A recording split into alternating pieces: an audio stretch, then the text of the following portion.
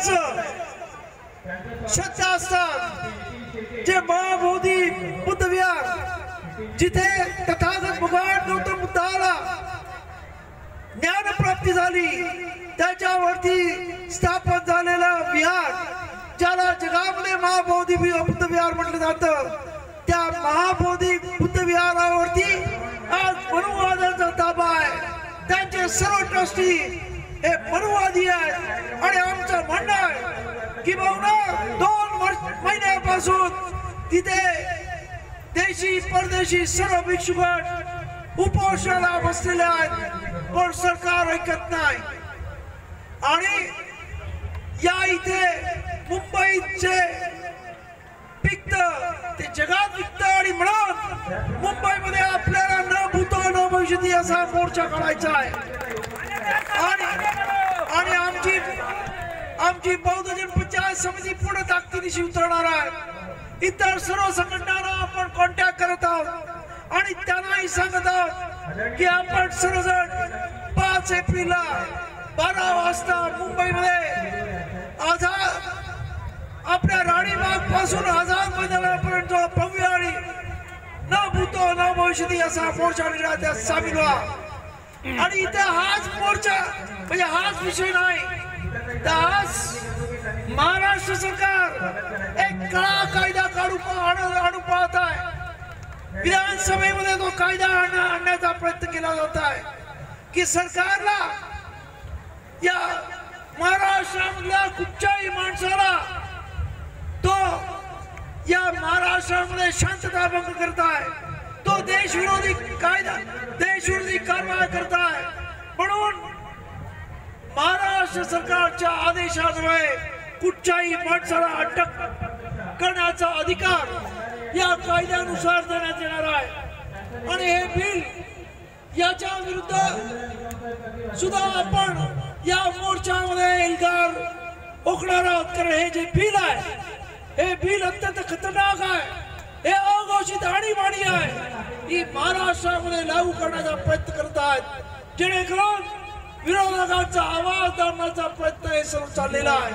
आणि म्हणून माझं आपल्या सर्वांना आव्हान आहे की बाबासाहेबांनी आपल्याला देशामध्ये या राज्यघटनेतून व्यक्ती स्वातंत्र्य दिलेलं आहे आपल्याला आपलं म्हणणं मांडण्याचा अधिकार दिलेला आहे पण तो अधिकार छीनून घेण्याचा प्रयत्न या महाराष्ट्र गव्हर्नमेंटचं हे नवीन विधेयक करू पाहत आहे। आणि म्हणून आपल्या सर्वांना विनंती आहे आपल्याला आपलं अधिस्वातंत्र्य आपला आत्मसन्मान आपला स्वाभिमान टिकवायचा असेल तर या मोर्चामध्ये सामील व्हा कारण हे जे काही विधेयक हे महाराष्ट्र सरकार आणू पाहत आहे हे अत्यंत दुर्दैवी आहे आणि ते घटनेच्या विरुद्ध आहे असं आमचं म्हणणं आहे की ज्याच्यामध्ये राज्य सरकारला कोणालाही अटक करण्याचा आदेश द्यायचे आणि त्याला अटक करण्याचे त्याला 1 वर्षभर कुठल्याही प्रकारचा जामीन न मिळू देण्याचा असा जो विधेयक हे महाराष्ट्र सरकार या विधानसभेमध्ये आणू पाहत आहे त्याला विरोध करण्यासाठी सुद्धा हा मोर्चा असणार आहे। तेव्हा माझी आपल्या सर्वांना विनंती आहे की हा मोर्चा आज महाबोधी बुद्ध विहार स्वातंत्र्य करण्यासाठी मुक्त करण्यासाठी तर आहेत त्याचबरोबर तुम्हाला दिलेल्या बाबासाहेबांनी दिलेल्या व्यक्ती स्वातंत्र्यावरती येणारी गदा तिला टाळण्यासाठी सुद्धा आहे। आणि त्यासाठी आपल्या सर्वांना माझी विनंती आहे आपल्याला अजूनही ते विधेयक आपल्या कोणाकडे माहित नसेल पण त्याची चर्चा विधानसभेमध्ये होत आहे।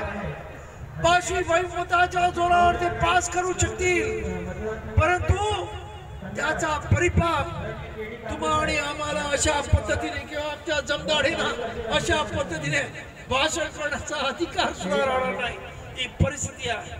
तेव्हा आपल्या सर्वांना माझी विनंती आहे की आपण सर्वांनी 5 तारखेला ज्या पद्धतीने आपल्याला माहित असेल की मुंबईमध्ये असाच एक प्रचंड मोर्चा झाला होता जेव्हा बाबासाहेबांचं जे व्यक्ती स्वातंत्र्य बाबासाहेबांनी लिखाण होतं ते गाळण्याचा प्रयत्न केला तेव्हा प्रचंड असा ताकदीनं मोर्चा निघाला रिडलचा मोर्चा म्हणून तो इतिहासात प्रसिद्ध झाला।